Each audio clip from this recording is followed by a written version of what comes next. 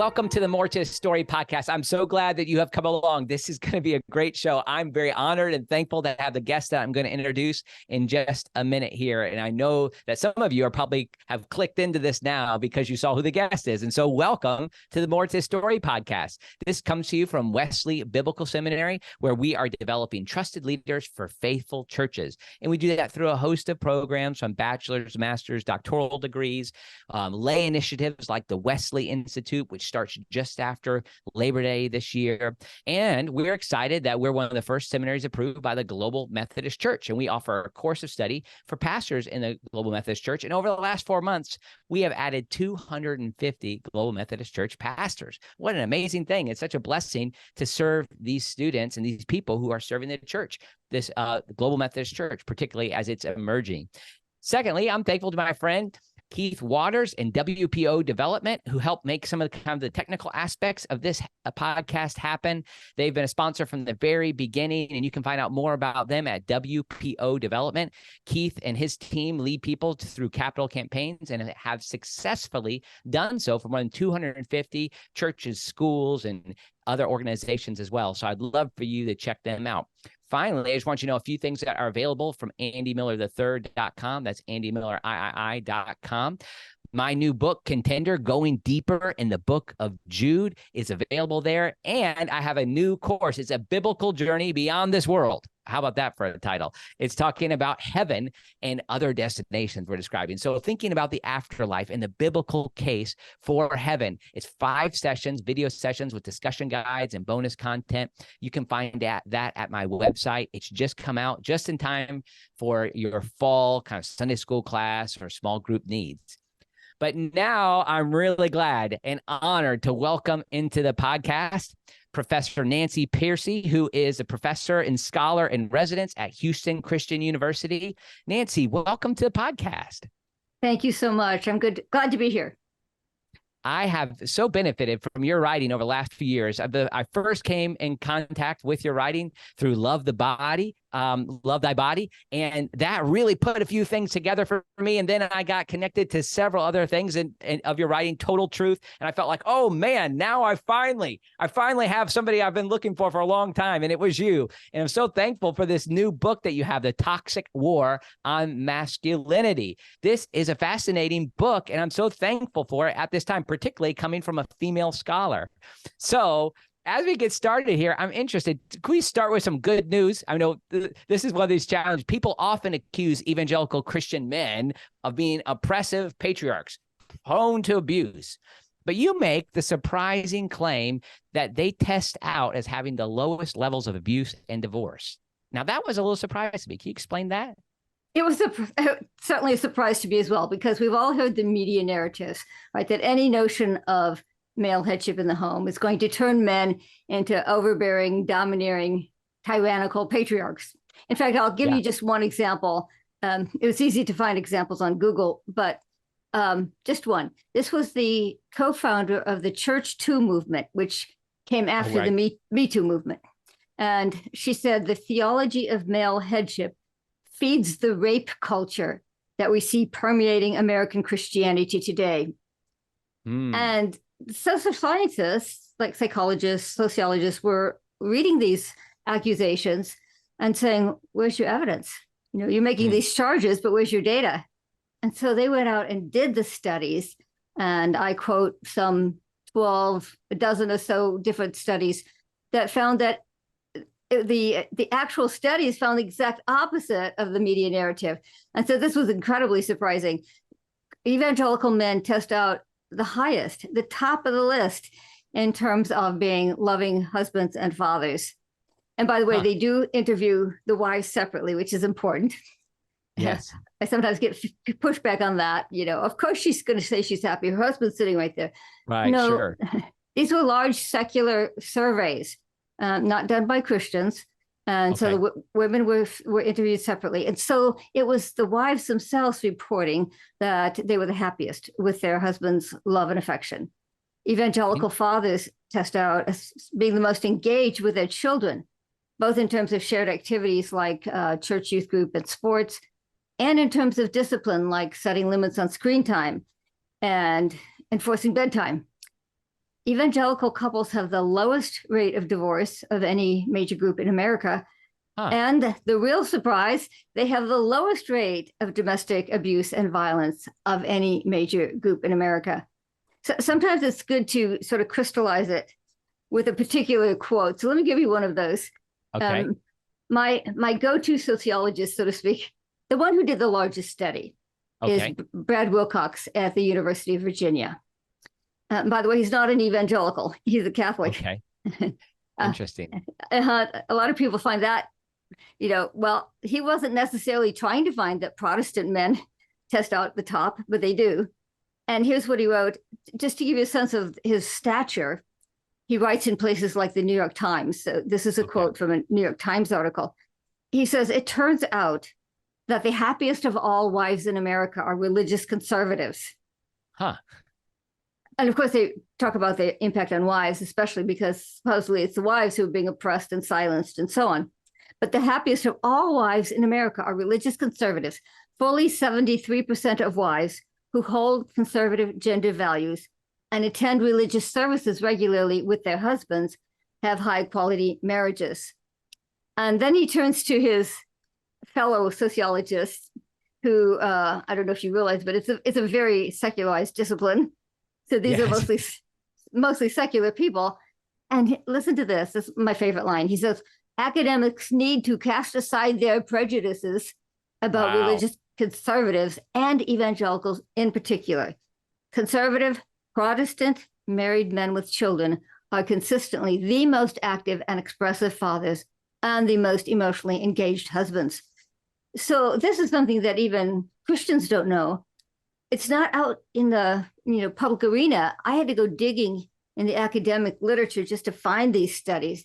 And so this was really the reason I wanted to write the book. I said, okay, we need to get this information out there. We need to encourage Christian men who are doing well, that all the media attacks are just not true for Christian men who are truly committed, attend church regularly.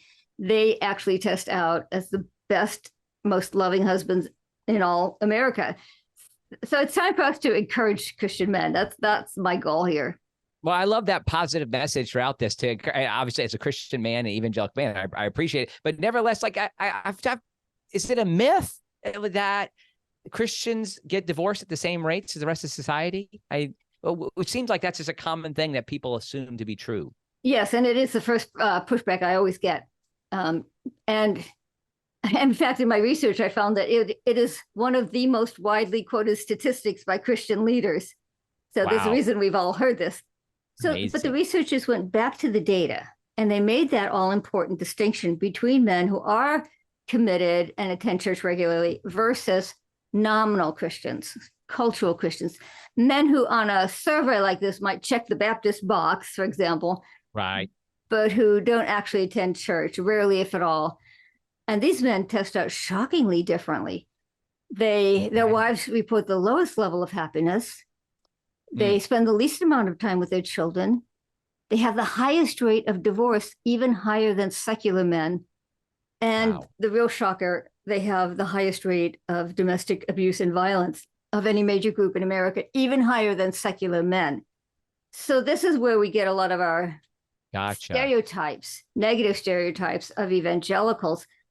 If you take a study of just evangelicals and push them together, obviously your statistics are going to be misleading because you're going to get men who are better than secular men combined with men who are worse than secular men. So the numbers are very misleading. So it's important for the church to realize that they're dealing with these two very different groups of men.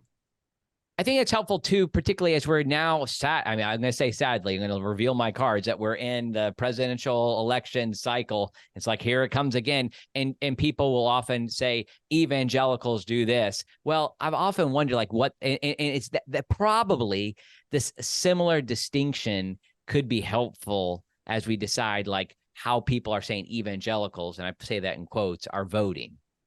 Exactly. And in fact, there have been books on evangelicals that say up front, I'm not even talking about evangelicals as a theological position. Right. I'm talking it as a political interest group. And even teaching at a Christian college, by the way, I had some students object to my use of the word evangelical because they're like, what? I've only heard about evangelicals in a negative connotation. Sure. And so I had to put this in the book right at the beginning, that I am using the term in its theological meaning, right, and not its political meaning. And so, and church historians have some fairly common definitions. David Bebbington, who's his church historian in England, put out a definition that most people use. You know, they believe the Bible's true and is God's word and the rule for life. They believe that personal relationship with God is more important than church rituals. They believe in evangelism. There was a fourth one. Yeah, it's action, activism. Conversion.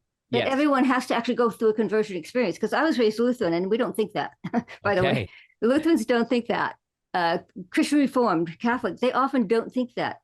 When I say we need to evangelize our own kids, I get pushback from these more, the historians call them the churchly denominations, the ones who define their religion in terms of participating in church rituals.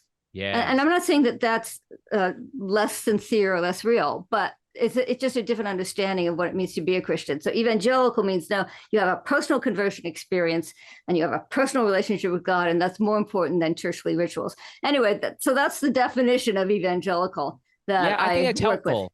I think we should like reclaim that as best we can, and even just the root of the word being good news, and like claiming that. I mean, we're going to use words that are biblical words, and words that, like in David Bebbington, and sometimes I think I've heard him talk about it, saying like he never imagined that he would be so identified with the Bebbington quadrilateral, but nevertheless, like it's a really helpful historical tool to use. Well, I think it's worth fighting for it, so to speak. Now, I found something really interesting. Like you describe in the book that men are being torn between two competing scripts for masculinity. Could you tell us what those are? Yes, I'll start by giving you a little background, and that is that, which is not in the book, and that is that this has proven to be the most controversial book I've ever written, which did surprise me because Love Thy Body was on. Yeah, that's right. Homosexuality, transgenderism, which has really exploded in our day. But I ran a lot of classes and reading groups on the book because I like to get a lot of feedback, rub off the rough edges, right? Yeah, and when they would tell their friends and family that we were going through a book on masculinity, invariably the first question was, whose side is she on? Wow. With that tone, whose side is she on? And men tended to assume I was a male-bashing feminist. Uh-huh. And progressives tended to think I was probably some angry, defensive reactionary. And so I put this study right at the beginning because it sort of disarms that initial hostility. The two scripts for masculinity, that came out of a study by a sociologist, not a Christian, but he's well known in his field. And so he gets invited to speak all around the globe. And so he came up with this clever experiment. He would ask young men two questions. The first question was, what does it mean to be a good man? If you're at a funeral and in the eulogy, somebody says, he was a good man. All around the world, young men had no trouble answering that. They would all say things like duty, honor, integrity, do the right thing, sacrifice, look out for the little guy, be generous, be a provider, be a protector, be responsible. And they would just spill it out. And the sociologists would say, well, where'd you learn that? And they didn't know. They'd say, well, it's just in the air we breathe. Or if they were in a Western country, they would say, it's part of our Judeo-Christian heritage. Okay. And then he would follow up with a second question. And he would say, okay, but what does it mean if I say to you, man up, be a real man? And the young man said, oh, no, that's completely different. That means be tough, be strong, never show weakness, win at all costs, play through pain, be competitive, get rich, get laid. I'm using their language. Okay. And he said, and the sociologist concluded that men around the globe, I mean, from Brazil to Sweden to Australia, do know what the good man is. They do have that innate knowledge, that inherent knowledge. We would say it's because they're made in God's image. They do know what it means to be a good man. And these were non-Christian cultures. So I would say this is part of general revelation, right? That men do inherently know that their unique masculine strengths, because they are stronger and bigger than women, but that their unique masculine strengths are not given them to just get whatever they want, but to protect, provide, to take care of the people that they love. And that seems to be an inherent knowledge. But many men feel a cultural constraint, a pressure to live up to what he called the real man, which does include the more toxic traits, or at least if it's separated from the moral ideal of the good man, it can slide into traits like dominance and control and entitlement. And so knowing this, I think, gives us a better approach to these issues. Instead of accusing men of being toxic, most men do not respond well to being called toxic. Right. Nobody would. Yeah. So instead, I think our job should be can we tap into that inherent, innate knowledge in all men of what it means to be the good man? They do have the aspiration to be a good man. Romans 2, right? We all have a conscience. Yes. And so if we could tap into and support and encourage and affirm their understanding of the good man, that gives us a much more positive way to approach these issues. And also to argue that the biblical ethic is not contrary to their own inherent sense. We're not imposing something alien on men when we ask them to live up to a biblical ethic. We are giving them something that's in tune with their own best understanding of what it means to be a good person and a good man in particular. Yes. What do you think people have in mind when they use the word toxic masculinity? And what's the content behind that? I mean, you've hit at it a little bit, but this came out as something that was a part of clinically diagnosed a few years ago. But what does it mean to be a toxic masculine person? Well, can I answer that historically? Sure. Because one of the purposes of my book is to ask, where did that idea come from that masculinity is toxic? Yes. We can't really stand against a cultural trend unless we know where it came from and how it developed.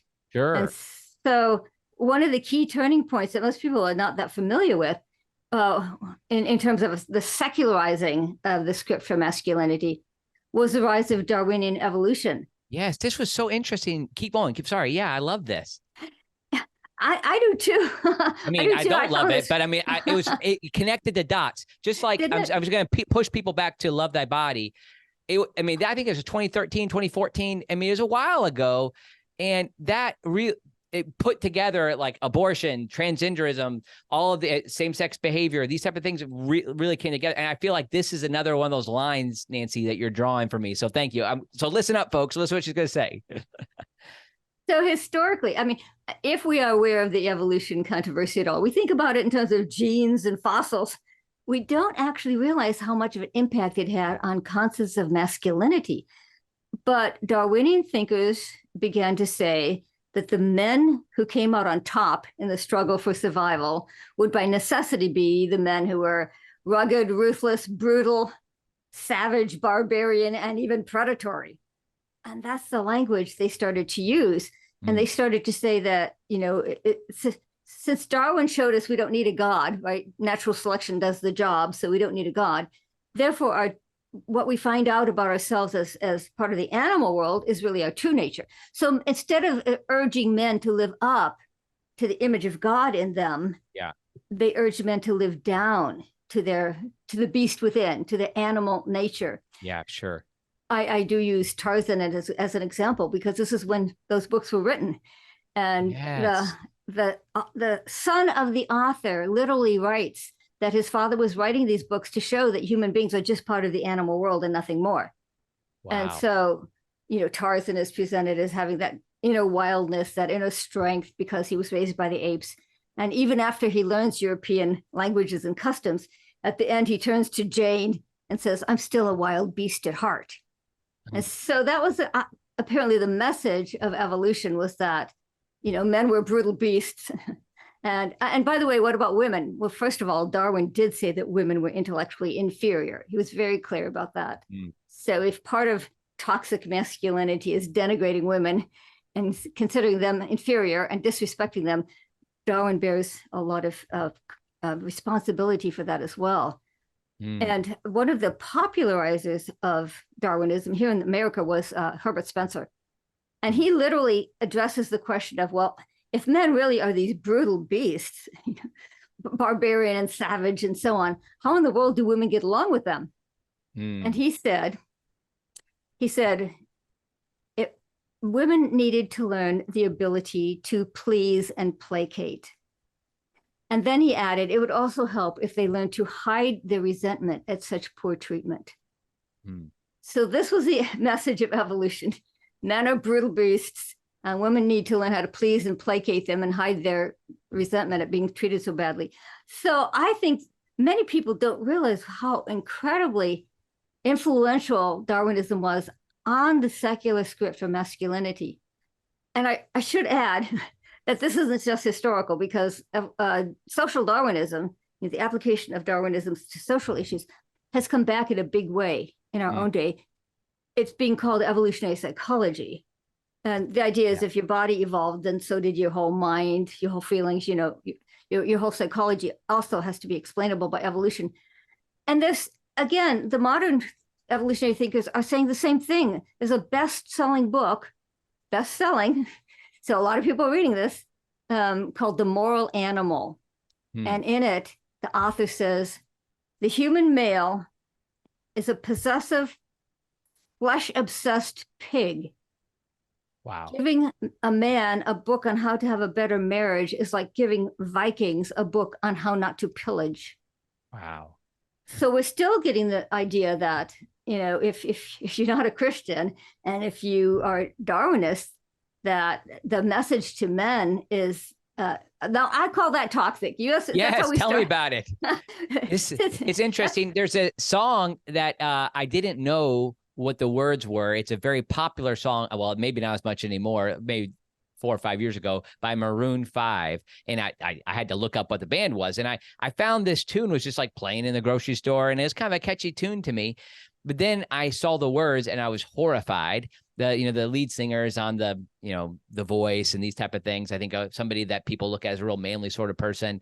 And the words are, baby, I'm praying on you tonight, and not praying like you and I having a prayer meeting. And it goes through and we're like animals. I mean, it's just like, that's all all we're doing is living by these instincts. And this reminds me like of Jude, and where it says that we just survive. These folks who are detracting from the gospel, who he's calling to contend for the faith, they're the ones who they need to resist those who are just living by these fleshly desires. But it's interesting to see the historical source being found in Darwinianism. Yes, and another popular song, it was popular maybe a decade ago or so, but you may remember this. It went like this: you and me, baby, ain't nothing but mammals. So let's do it like they do it on the Discovery Channel. So that was one. I'm sorry to say I don't know that. I'm glad to say I don't know that song. I think I have it in Total Truth in one of my earlier books, but yeah, that was out for a while. But it's the language is sort of clever, but the message is incredibly destructive.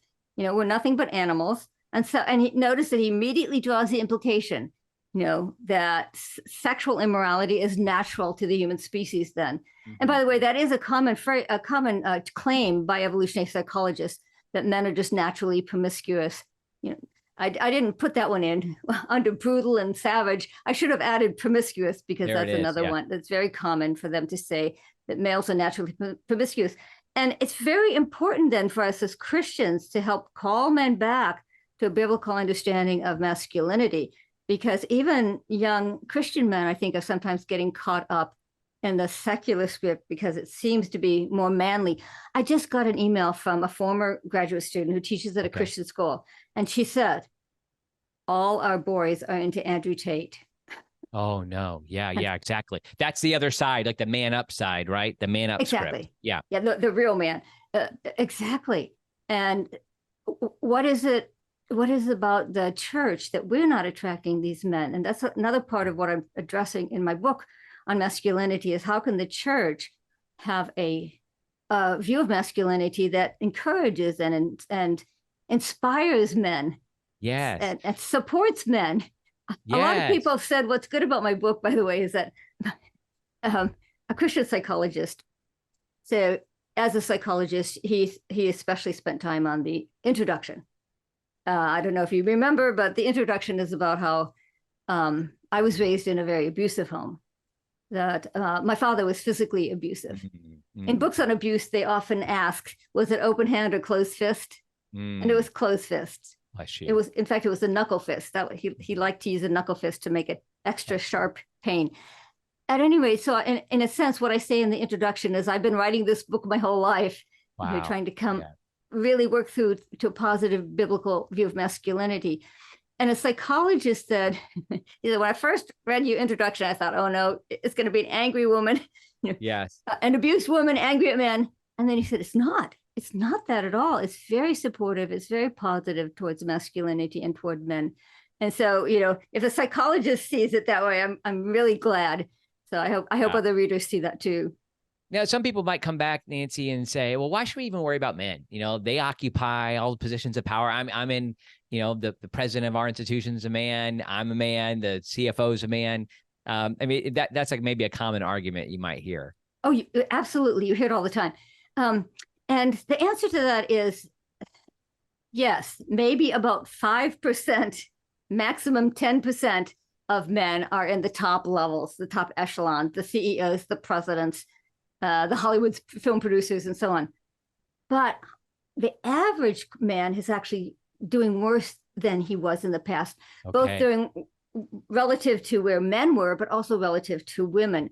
So, for example, boys are falling behind at all levels of education, from kindergarten, for goodness sakes, where you're just learning how to use the scissors, from kindergarten through college. Most colleges now, on average, are 60% female, 40% male.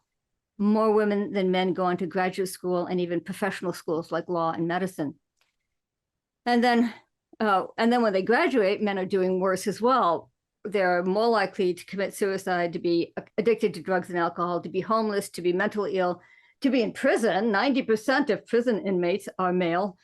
And male unemployment has gone down in recent years. It's not showing up in the unemployment statistics because they stopped looking for work. Mm-hmm. So researchers had to dig deeper, and now they're telling us that male unemployment levels are at Depression era levels. Wow. Depression era. I mean, I was shocked when I read this. And male life expectancy is also going down. Women's is not. Male life expectancy has gone down in the last 4 or 5 years. And so that one magazine that I quoted called The New Scientist said the major demographic factor these days for early death is being male. So I do think it's time to start having some compassion on men and saying, are there programs that we could institute that would support boys and men? For example, one reason women are doing so well, and by the way, it's not a bad thing that women are doing well. We can't come across as if we think that's a bad thing. It's good. It's great that they're moving ahead and doing so well in education. But one reason they are is because the 1994 Gender Equity Act poured billions of dollars into women's education, into equity workshops and curriculum that encourages girls and so on, which is great. There are now 4 times as many scholarships for women as for men. But now maybe it's time to do something for boys. There has never been anything comparable for boys. And so now we're seeing the result of that, which is that both boys and men are falling behind on several measures of well-being. Yeah. I'm the father of 2 sons. They're 16 and 14. I also have a daughter who's 12. And from your research and the way you're thinking about this and talking about this regularly, what practical steps can fathers take to be more involved with their sons? I could tell you some of the things I'm trying to do, and also with my daughter too. Like, I feel like that's a part of the role that I have to play. Like, part of defeating toxic masculinity, or this myth of it, so to speak, is to make sure that I'm engaged. But what are you seeing from the research that would help us be better engaged? Well, I have 2 chapters on fatherhood. We all know that fathers are regularly ridiculed and mocked in the media today, right? They're treated as the bumbling idiot, the dimwit dad from movies to commercials to animated films like Homer Simpson. Right. Everyone knows Homer Simpson. And I think that's one reason that fathers have actually pulled back from fathering in our own day, so that 40% of American children are now growing up apart from their natural fathers. And many of them never do see them at all. It's the highest rate of single parenthood in the world. So we have a problem. Yes. We do need to get fathers back involved with their kids. And so I look at the long term. It started with the Industrial Revolution. Before that, men worked alongside their wives and children all day on the family farm, the family business, the family industry. And so fathers and sons in particular were working together all day. Fathers were teaching their kids the skills they needed for an adult life. Fathers were expected to be just as involved with their kids as mothers were. In fact, most parenting books like sermons, advice manuals, and so on were addressed to fathers. If you go to a bookstore today, they're mostly addressed to mothers. Yes. Back then, they were addressed to fathers because it was assumed the fathers were the primary parent. That, after infancy, where mothers play a bigger role, that it was fathers who had the major responsibility for spiritual and especially spiritual and intellectual development. And there was actually a word, house father, that was common at the time. I mean, we say housewives, right? But they said house fathers. So sometimes we need to see that contrast historically to say, hey, wait a minute, this has not always been the case. Men, today we would tend to think mothers are the primary parent. Back then, they thought fathers were the primary parent. In the Industrial Revolution, of course, work was taken out of the home, and fathers had to follow their work out of the home into factories and offices. And that's when you first start to see people saying, fathers are getting disconnected from their kids. That they're no longer intricately involved in their children's lives. They don't know their children's needs. And already in the 19th century, you start to see literature saying, fathers are becoming sort of irrelevant. They're not part of the family anymore. They're becoming incompetent. The idea that men are somehow more incompetent as parents, you don't see that until after the Industrial Revolution, when fathers, in fact, were less involved with the kids. And so they didn't know as much what their children needed. And those literature of the day really lamented, we're so used to it now, but the literature of the day expressed enormous shock and trauma over the loss of fathers. One woman, one of the best known women writers of the 19th century, said, the father is supposed to be the prototype of the Heavenly Father. Yes. And yet he's hardly in the home except on the weekends.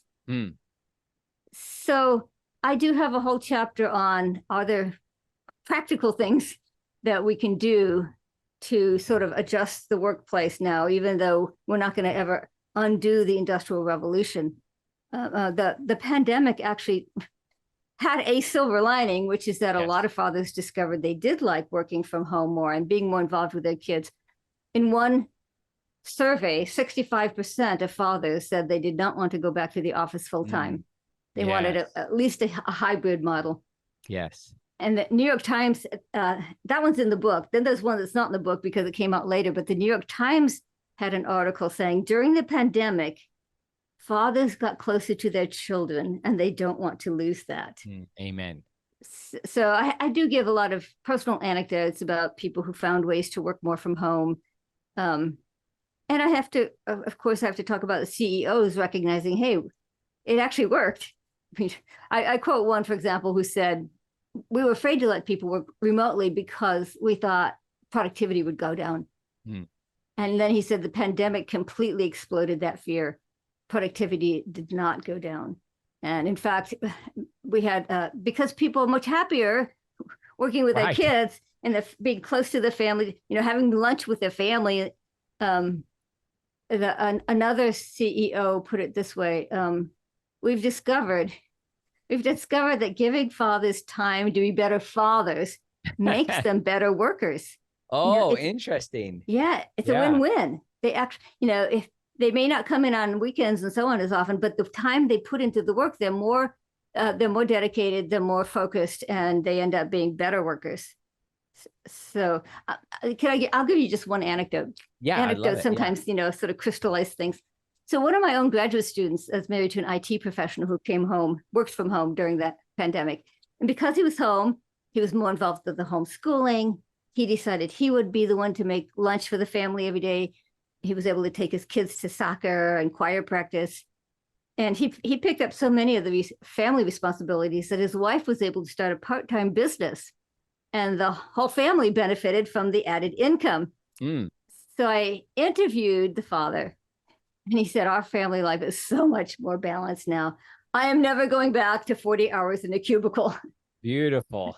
And then there's a final kicker, and that is, he said, the time I used to spend commuting to work, I now spend praying every morning with my wife. Yes. Oh, So yeah, great. isn't that cool?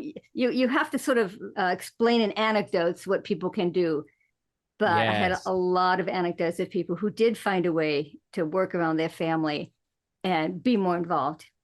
Yeah, I love that. I've just personally, I made a transition from serving in the Salvation Army to serving in the academy at Wesley Biblical Seminary. And fortunately, we found a house that was just 5 minutes from the seminary. So most days I go home for lunch. And I love that. And at the same time, we also switched to homeschooling. So it's interesting switch that's happened in my life too. And I can see some of those benefits of being more present and being more available.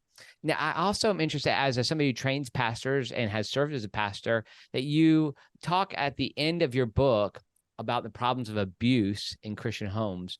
Do you have any thoughts on how churches and church leaders can respond more effectively to those situations?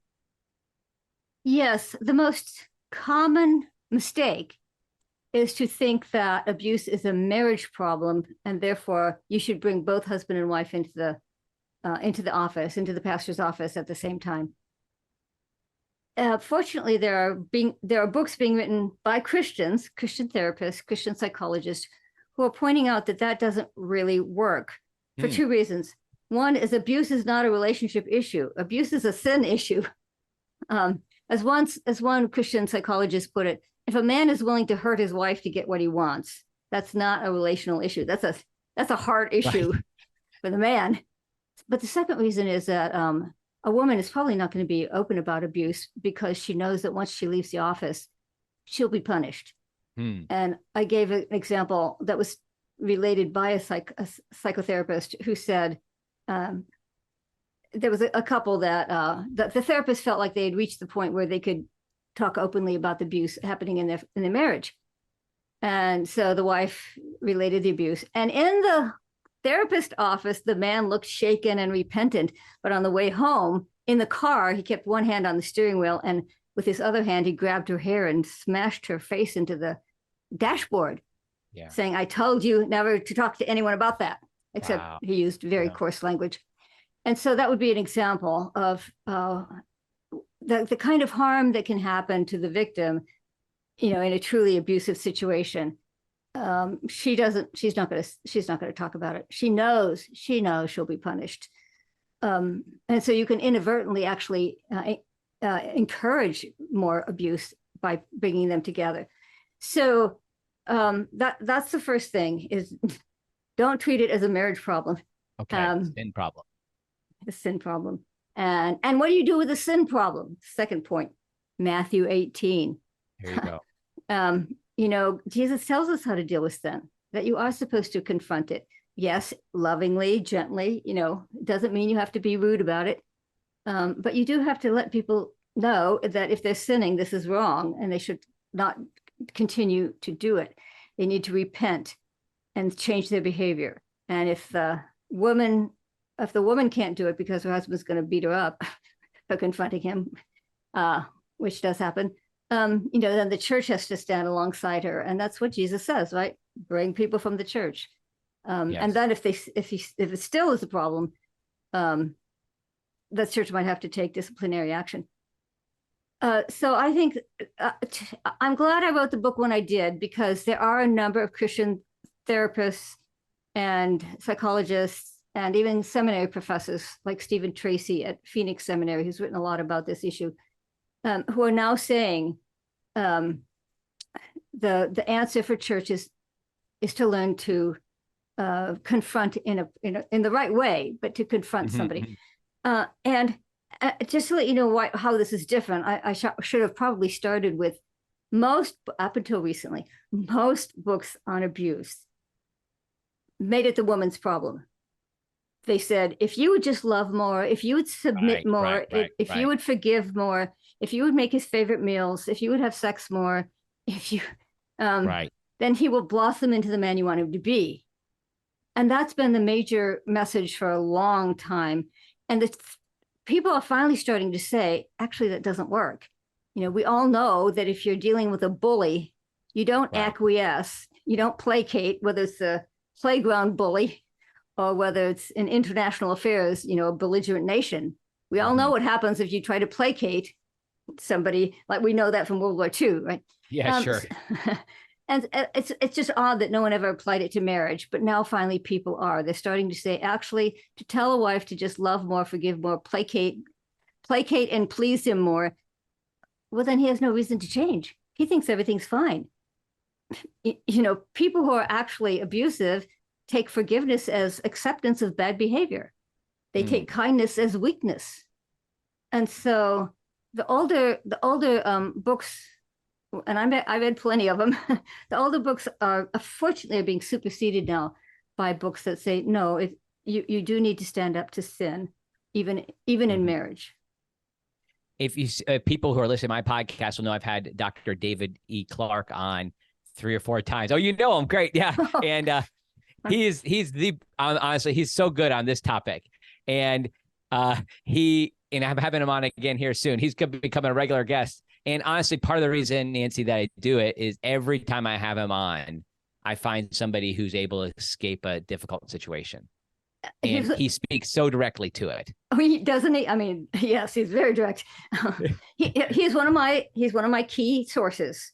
Okay, and when great. I say that, when I say Christians are finally figuring out that the message to an abused woman is not try to please him more, try to love him more, try to forgive him more. I mean, I should pause and say, of course you start there. Because people who have not experienced abuse often don't understand. And they even thought my book was too harsh. And I had to go back several times and say, well, of course you start there. Love more, forgive more, etc. We all need to learn how to do that more. Right. So let's make sure we say that first. But if you have a truly abusive husband or spouse, sometimes it is a woman, but statistically it's more likely the man. David Clark, by the way, he talks about that, the advice that women have been given to love more, forgive more, and so on. He calls that the weak, wimpy, walk all over me approach. Yes. And he is adamant that it does not work. So I like him a lot. Yeah. And he goes after, as he calls the narcs. You've got a narc, a narcissist, like it. So he's just like really hits them hard, like trying to encourage. And he takes this from a biblical perspective. Every book he has presents the gospel, but really trying to move us to a place where we're not going to allow this happen again. We're not going to have enabling behavior towards somebody who's going to hurt someone else. So I really recommend these chapters in your book, and of course some of the podcasts and books from Dr. Clark as well. This is so interesting. I want to make sure people know this is a More to Story podcast, and we're so thankful to have Nancy Pearcey on in her book, The Toxic War. Notice too the order of those words, The Toxic War on Masculinity. Nancy, how can people connect with you, and how can they get a copy of this book? So the book is available on Amazon, like everything is. That's right. Although if you prefer christianbook.com, or if you're lucky enough to have a brick and mortar store, and you can come and check out and browse my other books. I have a new website. My publisher very thoughtfully gave me a new website that's colorful and fun. So come over and nancypearcey.com, Pearcey, nancypearcey.com. Come on over, browse my other books. You mentioned a couple of my other books. And leave a comment. I do read the comments. I can't answer all of them, but I read them. So come on over to my website as well, nancypearcey.com. Great. And we'll leave a link to that in the show notes and a link to so people can get this book. Now, Nancy, one of the things that I do is our podcast is called More to the Story. So I always like to ask a question if there's more to the story. So I mean, now you've talked about these books, but I'm curious just a little bit more about you. Is there like a hobby that you have? Is there more to the story of Nancy Pearcey than normally told in an interview? Well, you warned me that this question was coming. Yeah, indeed. And I said, well, I do play the violin. And when you say hobby, probably the thing I love the most is playing the violin. And it's on the top of my mind right now because I just came home from visiting my mother, who's a professional violinist. And so we play duets every day. Oh, and that is really special. Music, music is just such a fulfilling thing to do. So unfortunately here in Houston, I don't get very many opportunities. So that's a real gift when I get to go play duets with my mother.